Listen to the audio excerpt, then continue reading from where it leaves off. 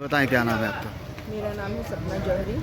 कल हम vacation valley गए थे अपने बच्चे का 20वां बर्थडे सेलिब्रेट करने के लिए। उसके बाद हम लोग जब पानी में एंजॉय करने चले गए, जब थोड़ी देर बाद देखा तो रेन डांस जहाँ होता है वहाँ हमारे बैग रखे हुए थे। बैग पूरी तरह से गीले हो गए। ठीक है, तो हमारा जो गेट कीपर था उससे बहस हुई। तो गेट कीपर भी मेरे हस्बैंड के साथ बदतमीज़ी करने लगा। और वो गेट कीपर है, मेरे हस्बैंड से बदतमीज़ी करेगा, ये तो बर्दाश्त करेंगे नहीं। उनको भी गुस्सा आई, तो दोनों में बहस हो गई। बहस होने के बाद उनके मालिक आए वेकेशन वैली के। फिर उन्होंने आपस में ना समझौता करवा दिया, रहने दीजिए सर, हो गया, हमसे गलती हो गई, आप माफ़ कीजिए, बात आई गई हो गई। उसके बाद हम लोग निकल करके अपना पार्टी इंजॉय, पूल में इंजॉय करने जा रहे थे। इतने में एक वहाँ का सिक्योरिटी गार्ड आया, डंडा लेकर के गाली गलौज। कौन है साले, किसकी इतनी हिम्मत है कि हमारे स्टाफ के साथ बदतमीज़ी कर रहा है हम लोगों के साथ। तो जब डंडे लेकर के देवर की तरफ, मेरे हस्बैंड और बच्चों की तरफ ऐसे जब डंडे बरसाने लगे, तो हम डंडे को छुड़ाने लगे। तो उनके जितने भी स्टाफ के लोग थे, कम से कम 8-10 स्टाफ के लोग रहे होंगे, सब धक्का मुक्की, मार पीट, गाली गलौज सब करने लगे। जब गाली गलौज करेंगे तो हम भी तो बीच बचाव करने लगे।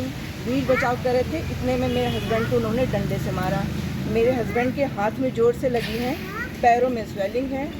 और मेरे बच्चे का 20वां बर्थडे था, उसको कल बर्थडे के दिन ये गिफ्ट मिला है वेकेशन वैली में। क्या नाम है आपका? मेरा नाम सुगंधा श्रीवास्तव है। कल मेरे भतीजे का जन्मदिन था, 20वां जन्मदिन था। तो हम लोग सोचे चलो सेलिब्रेट करने चलते हैं। तो हम लोग बेला में एक वाटर पार्क है वेकेशन वैली करके, तो वहाँ गए थे। तो हम लोग एंजॉय कर रहे थे अच्छा पूल में, और हमने अपना सामान रख दिया था, जैसे बाकी लोगों का रखा था वहाँ रखा हुआ था। हम लोग आए, एंजॉय करते करते स्लाइड की तरफ हम लोग आए, तो वहाँ देख रहे हैं कि जहाँ हमारा सामान रखा हुआ है वहाँ पे उन्होंने रेन डांस का शावर चालू कर दिया। अब उस हमारा जो बैग था उसके अंदर हमारे पर्स थे, मोबाइल थे, सब चीज़ें थी। अब देख रहे हैं कि वो बैग जो है रेन डांस के पानी से जो है वो भीग गया था हमारा बैग पूरा। तो वहाँ के जो लोग थे, हमने बोला कि भैया ये क्या चीज़ है कि आप थोड़ा साइड में कर सकते थे बैग। बोले नहीं, आपको ये बैग लॉकर में रखना चाहिए था। तो हमने कहा कि लॉकर का ऐसा तो आपने पहले तो बताया नहीं था कुछ कि बैग को लॉकर में ही रखना है, या ना ही कहीं लिखा हुआ था कि बैग या अपना कोई भी सामान लॉकर में रखना है। खैर हमारा जो सामान था वो भीग गया, मोबाइल पर्स वगैरह सब भीगे। बहसा बहसी हुई, वो लोग बहुत बदतमीज़ी हमसे करने लगे कि नहीं आपको ऐसा नहीं कर, बहुत मतलब अभद्रता हमसे करने लगे। जो थोड़ा शोर शराबा सुन के उनके मालिक का बेटा आया हमारे पास, तो जो भी था माफ़ी वाफ़ी मांगने लगा, बात सॉर्ट आउट हो गई। उसके बाद हम लोग फिर चले गए। तो बाद हम लोग एंजॉय कर ही रहे थे, वापस जाके हमने तो उधर से एक उनका आदमी आया, ब्लैक कलर की टी शर्ट पहना हुआ था जिसके ऊपर सिक्योरिटी लिखा हुआ था, डंडा लेके आया और चिल्लाते हुए वहाँ से आ रहे कौन है कौन है, बहन की गालियाँ देते हुए तो मारना शुरू करने लगा। हम लोग उसको छुड़ाने लगे, हमारे पुरुषों पे उसने डंडा उठाया, मारा भी। हम लोग उसको छुड़ाने लगे तो हमारे साथ महिलाओं के साथ और बच्चों के साथ उसने अभद्रता, मारपीट सबको, मेरे जेठ जी को, मेरे हस्बैंड को, मेरे भतीजे को, मुझे, छोटे छोटे बच्चों को, सबको मारा। सबके ऊपर चोट के निशान भी हैं।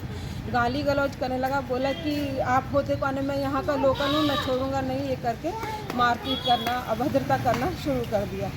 उसके बाद हम लोग जैसे अपना बचाव करने लगे, बचाव करते करते चप्पल वप्पल सब उतार के हम लोग भाग के आए, सबके पैर पे छाला वाला सब थे।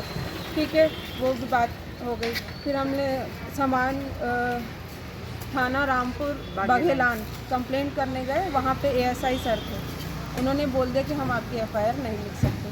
बोले टीआई सर आएंगे तब उनसे बात करें। बहुत हमने कहा कर लीजिए, एफआईआर रिपोर्ट कर लीजिए, तो बोलो नहीं टीआई सर। फिर फाइनली उन्होंने टीआई सर का नंबर दिया कि आप खुद बात कर लीजिए। ठीक है, टीआई सर से मेरे जेठ जी ने बात करी फ़ोन पे, तो उन्होंने कह दिया कि नहीं ऐसा कुछ नहीं हुआ है, आप लोग झूठ बोल रहे हैं, आपको कोई चोट नहीं आई। हमने कहा भी कि हमने आपके स्टाफ को अपनी सारी चोटें दिखाई हैं, सब मामला बताया है, लेकिन फिर भी उन्होंने शायद उनसे कुछ वार्ता हुई होगी टीआई सर की एएसआई से, तो उन्होंने रिपोर्ट जो है लिखने से मना कर दिया। फिर टीआई साहब का फ़ोन आया और टीआई साहब उल्टा इनको धमकाने लगे।